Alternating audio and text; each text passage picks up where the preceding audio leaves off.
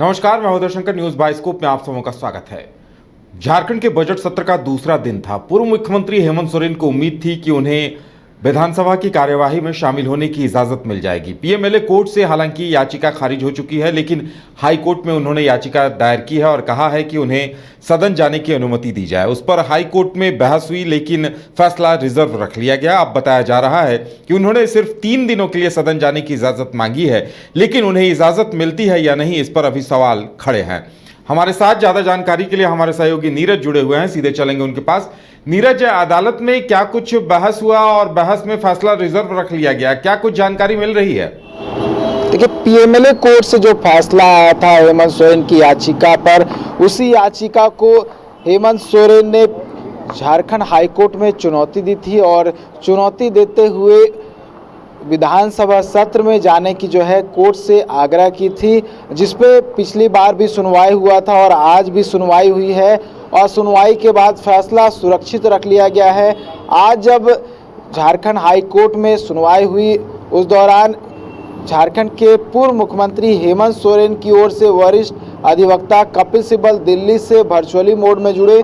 और वही बात करूं ईडी की, तो ईडी की ओर से additional solicitor general SV Raju वो जुड़े थे और दोनों ओर से जो है बातें रखी गई, आधार रखा गया। अगर बात करें कपिल सिब्बल की, तो कपिल सिब्बल ने जो पक्ष रखा उसमें ये बातें इंक्लूड की गई, जिसमें ये कहा गया कि हेमंत सोरेन जनप्रतिनिधि है और वो चार्जशीटेड नहीं है और हर दिन विधानसभा में हर विभाग का जो है एक बिल पेश किया जाता है। ऐसे में झारखंड के पूर्व मुख्यमंत्री हेमंत सोरेन का रहना आवश्यक है, ये जो है आधार दिया गया है। साथ ही साथ ये भी कहा गया है कि हेमंत सोरेन का संवैधानिक अधिकार है कि वो विधानसभा के सत्र में रहें। तो कहीं ना कहीं जो है हेमंत सोरेन की ओर से तमाम जो आधार है वो जो है पेश कर दिए गए हैं, जिसका कहीं ना कहीं आज जो एसवी राजू जो कि एडिशनल सॉलिसिटर जनरल हैं, उन्होंने इसका विरोध किया और बहुत सारे ऐसे बातें हैं जो सुनवाई के दौरान कही गई है। दोनों ओर से पक्ष सुनने के बाद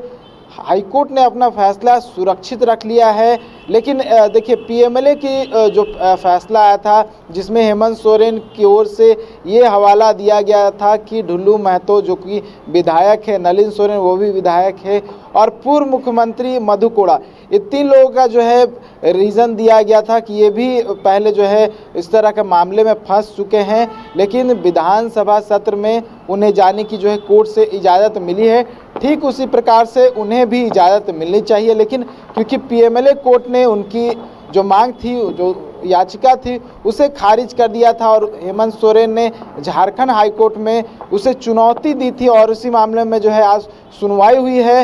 हालांकि ये अभी तक क्लियर नहीं हुआ है कि क्या कुछ होना है, लेकिन इतना ज़रूर जो खबर आ रही है कि हेमंत सोरेन पूरा सत्र में शामिल नहीं होना चाह रहे हैं।